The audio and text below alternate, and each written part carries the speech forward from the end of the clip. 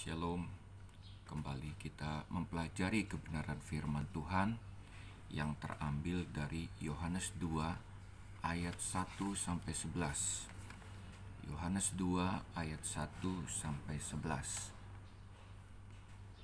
Pada kesempatan kali ini saya percaya Tuhan akan menyingkapkan lebih lagi rahasia-rahasia kerajaan Allah untuk kita yang hidupnya sudah dipenuhi dengan Roh Kudus. Roh Kudus akan memimpin proses pemberitaan firman Tuhan ini sehingga kita bukan hanya mengerti tetapi melakukannya di dalam kehidupan kita. Firman itu akan menjadi rema di dalam kehidupan kita yang akan menuntun kita, memimpin kita untuk hidup di dalam kebenaran Tuhan. Yohanes 2 ayat 1 sampai 11 saya beri judul khotbah kali ini yaitu menikmati kehadiran Tuhan. Menikmati kehadiran Tuhan atau kemuliaan Tuhan di dalam kehidupan kita. Perkawinan di Kana. Pada hari ketiga ada perkawinan di Kana yang di Galilea dan ibu Yesus ada di situ. Yesus dan murid-muridnya diundang juga ke perkawinan itu. Ketika mereka kekurangan anggur, ibu Yesus berkata kepadanya, "Mereka kehabisan anggur." Kata Yesus kepadanya, "Mau apakah engkau daripadaku, ibu? Saatku belum tiba." Tetapi ibu Yesus berkata kepada pelayan-pelayan, "Apa yang dikatakan kepadamu, buatlah itu." Di situ ada 6 tempayan yang disediakan untuk pembasuhan menurut adat orang Yahudi. Masing-masing isinya 2-3 buyung. Yesus berkata kepada pelayan-pelayan itu, "Isilah tempayan-tempayan itu penuh dengan air." Dan mereka pun mengisinya sampai penuh. Lalu kata Yesus kepada mereka, "Sekarang cedoklah dan bawalah kepada pemimpin-pemimpin pesta." Lalu mereka pun membawanya. Setelah pemimpin-pemimpin pesta itu mengecap air yang telah menjadi anggur itu, dan ia tidak tahu dari mana datangnya, tetapi pelayan-pelayan yang mencedokkan air itu mengetahuinya. Ia memanggil mempelai laki-laki dan berkata kepadanya, "Setiap orang menghidangkan anggur yang baik dahulu, dan sesudah orang puas minum, barulah yang kurang baik. Akan tetapi engkau menyimpan anggur yang baik sampai sekarang." Hal itu dibuat Yesus di Kana yang di Galilea sebagai yang pertama dari tanda-tandanya, dan dengan itu ia telah menyatakan kemuliaannya, dan murid-muridnya percaya kepadanya. Peristiwa Yesus membuat mujizat di dalam perkawinan di Kana ini merupakan peristiwa atau mujizat pertama yang Tuhan Yesus lakukan, ya. Yang terpenting di dalam perikop ini adalah ketika Yesus membuat mujizat di Kana, air berubah menjadi anggur, ayat 11 katakan, dan dengan itu ia telah menyatakan kemuliaannya. Jadi mereka bukan hanya menikmati kehadiran Tuhan di dalam pesta tersebut, tetapi juga mereka menikmati kemuliaan Tuhan, melihat kemuliaan Tuhan yang dinyatakan di dalam kehidupan kita. Hadirat Tuhan, kemuliaan Tuhan penting buat kehidupan kita, dan kali ini kita akan belajar dan melihat di dalam kehidupan kita membutuhkan kehadiran Tuhan, kita membutuhkan kemuliaan Tuhan, dan saya percaya setiap saat di dalam kehidupan kita akan melihat ini wawasan kerohanian, perspektif spiritual di dalam kehidupan kita. Kita akan melihat perspektif spiritual, kerohanian, yaitu kehadiran Tuhan, kemuliaan Tuhan di dalam kehidupan kita, karena hidup kita mengandalkan Tuhan. Nah, peristiwa mujizat pertama Yesus di Kana ini penuh dengan tanda-tanda, ya, yang ada, yang bisa didapat di dalam kehidupan kita sebagai orang-orang percaya, ya. Yang pertama, di dalam ayat pertama Yohanes 2 ayat 1 dikatakan pada hari ketiga. Ada keterangan waktu pada hari ketiga. Sesungguhnya saya sering sekali berkhotbahkan Yohanes 2 ayat 1 sampai 11 ini, tetapi saya tidak memperhatikan keterangan waktu tersebut. Diungkapkan di dalam perikop ini pada hari ketiga, ya. Pengertian pada hari ketiga ini saya tidak dapat dari buku-buku tafsiran atau dari khotbah-khotbah yang pernah saya dengar atau di dalam mempelajari Alkitab. Justru keterangan pada hari ketiga setelah saya berkali-kali ke Kana, ya, ke peristiwa di mana Tuhan Yesus membuat mujizat yang pertama ini, ada seorang guide, ya, yang memberitahukan tentang keterangan waktu pada hari ketiga. Sesungguhnya saya tidak perhatikan, tetapi pada hari ketiga ini mengungkapkan yang pertama adalah tradisi dari orang-orang Yahudi, di mana mereka menikah atau mengadakan perkawinan itu pada hari ketiga. Dimulai hari pertama hari Minggu, lalu kemudian yang kedua hari Senin, dan ketiga hari Selasa. Kalau kita malam Minggu, ya, biasa, atau hari Minggu, tapi orang-orang Yahudi mengadakan pada hari ketiga, yaitu hari Selasa, ya. Akhir minggu mereka adalah Sabat, dan hari pertama mereka dimulai hari Minggu. Untuk apa hari ketiga ini? Hari ketiga ini mengingatkan kita pada waktu penciptaan. Tuhan menciptakan dunia, ya, dimulai pada hari pertama, ya, tetapi Dia menciptakan kehidupan ini mulai dari daratan, lautan, tanaman, dan segala isinya, binatang-binatang, dan juga termasuk manusia, dimulai pada hari ketiga. Jadi pada hari ketiga ini begitu penting buat kehidupan kita, karena kehidupan kita sesungguhnya dimulai pada waktu penciptaan di hari ketiga. Dan juga pada hari ketiga ini menunjukkan di mana Tuhan Yesus bangkit. Jadi ketika Tuhan Yesus bangkit, ya, disitulah Tuhan menunjukkan eksistensinya. Dia adalah sungguh-sungguh Tuhan. Dia adalah Mesias yang mengatasi maut. Dia menang atas maut, dan Dia menjadi Tuhan dan juru selamat untuk kita yang sudah menebus dosa-dosa kita, yang telah memberikan keselamatan untuk kehidupan kita. Nah, pada waktu di pesta perkawinan di Kana, ya, ada masalah. Masalah mereka adalah masalah yang besar. Karena apa? Karena ketika di tengah pesta mereka kehabisan anggur, ya. Di suku Dayak saya melihat kalau ada gawai di mana-mana pasti menyediakan tuak. Tuak merupakan kebanggaan dari tuan rumah, ya. Tuak mereka akan memamerkan kalau kita datang ke rumah mereka, tuak mereka adalah yang terbaik. Ya, demikian juga pada pesta pernikahan di orang-orang Yahudi, ya. Mereka akan memamerkan, akan menghidangkan anggur yang terbaik. Tetapi apa yang terjadi? Ya, ketika mereka menyediakan anggur yang terbaik, lalu di tengah pesta anggur habis, dan ini masalah besar. Ini mempermalukan yang empunya pesta.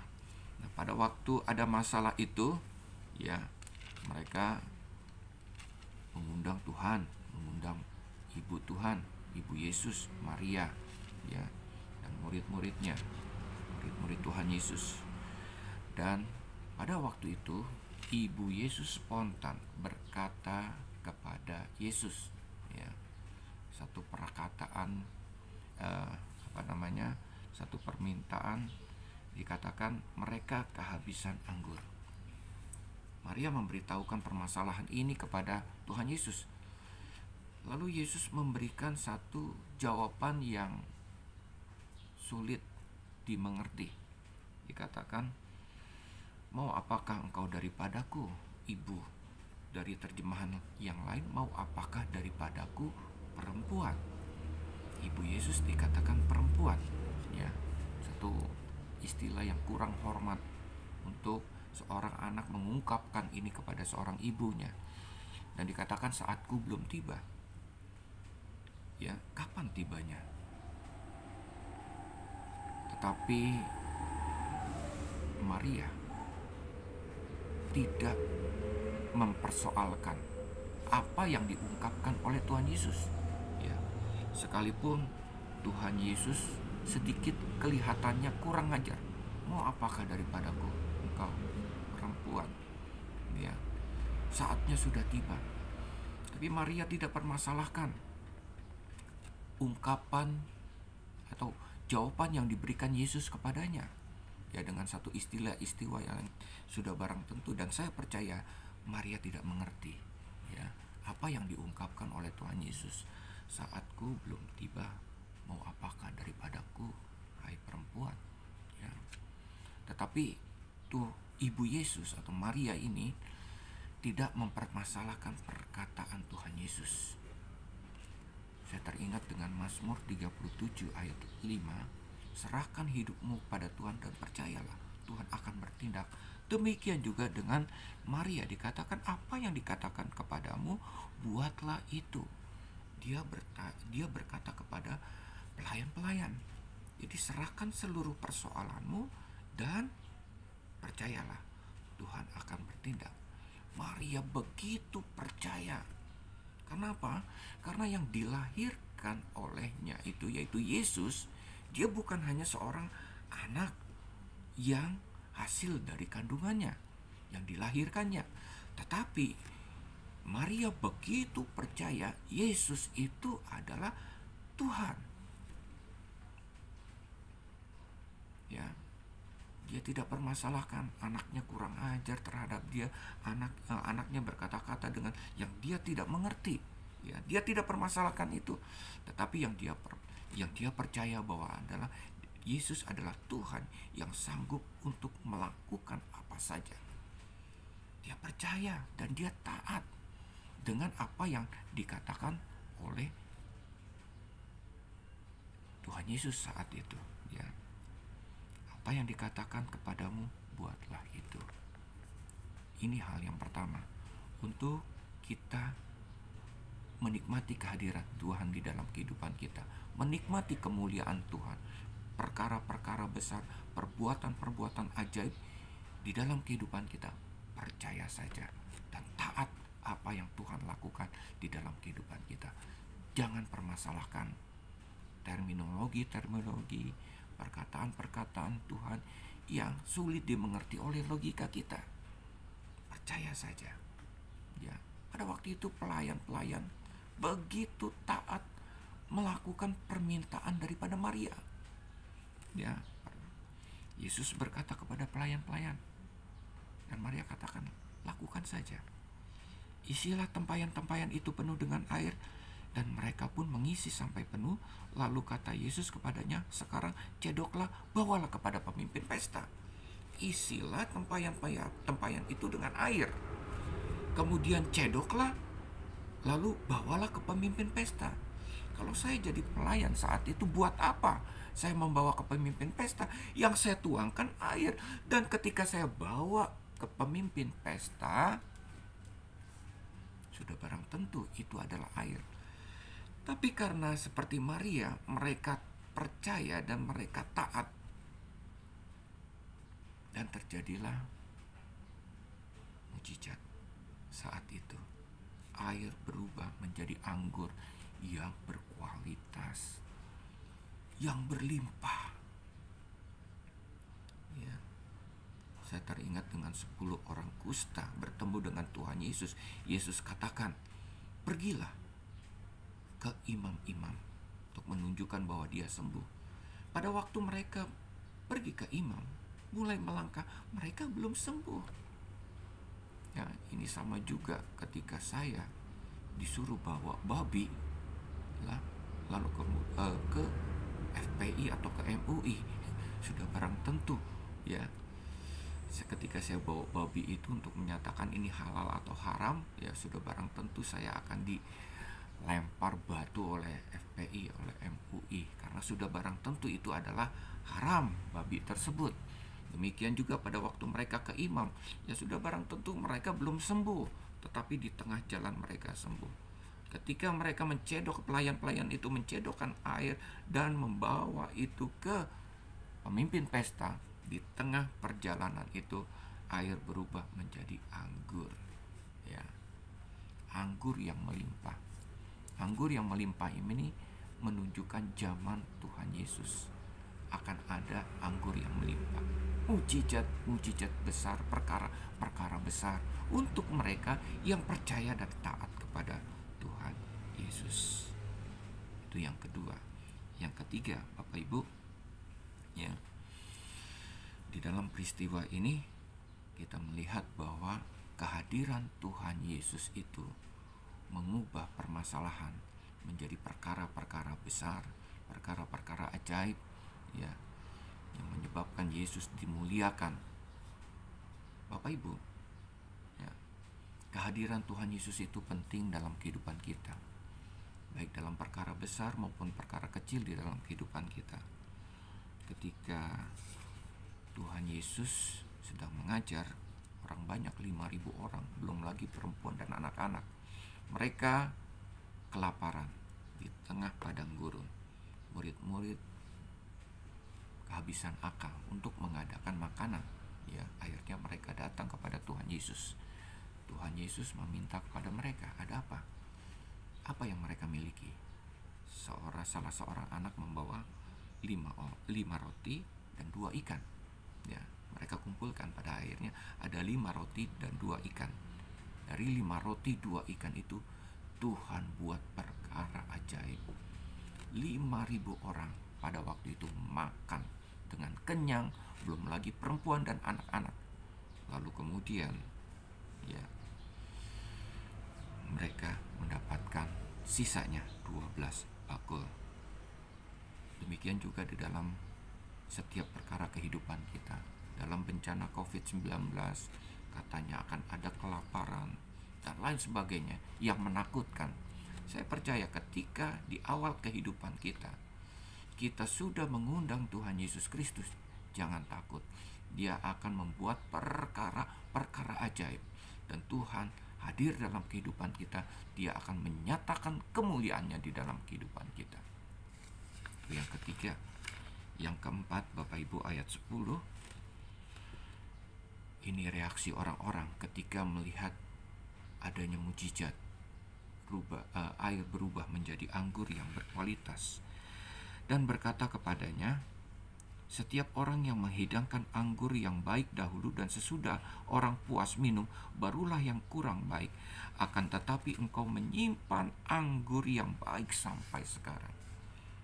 Pemimpin pesta, ya, yang punya pesta, dipuji karena apa? Karena orang Yahudi menyediakan anggur yang baik di awal, baru kemudian anggur yang berkualitas agak rendah itu di akhir, untuk menjaga kesinambungan pesta.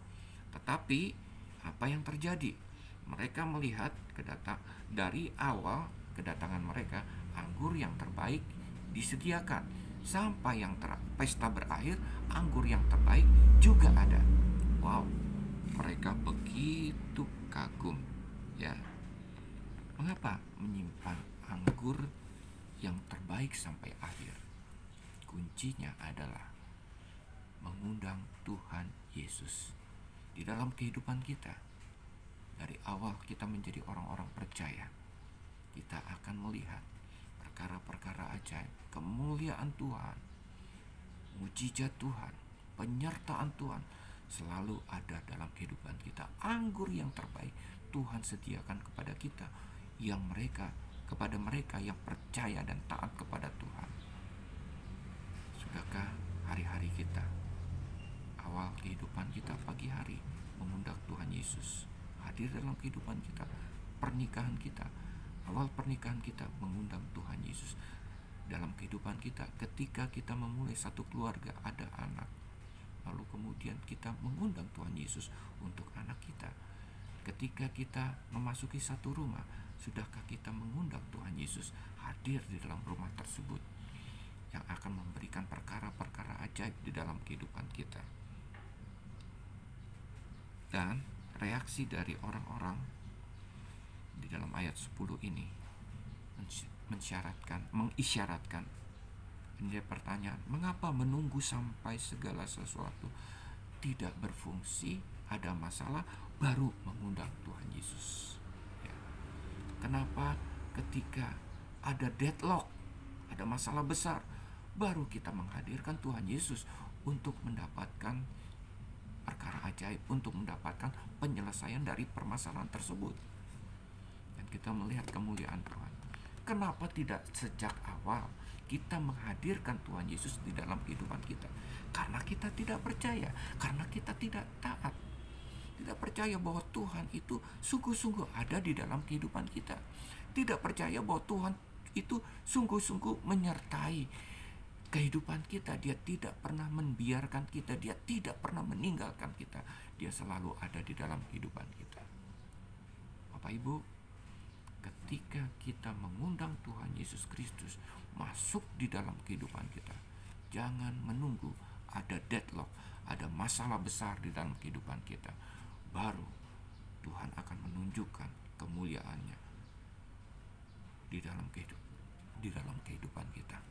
Tetapi percayalah, Tuhan hadir dalam kehidupan kita ketika kita memulai segala sesuatu, dan dia akan menunjukkan kemuliaannya, dan kita akan menikmati kemuliaan di dalam kehidupan kita, dan kita taat apa yang Tuhan perintahkan di dalam kehidupan kita.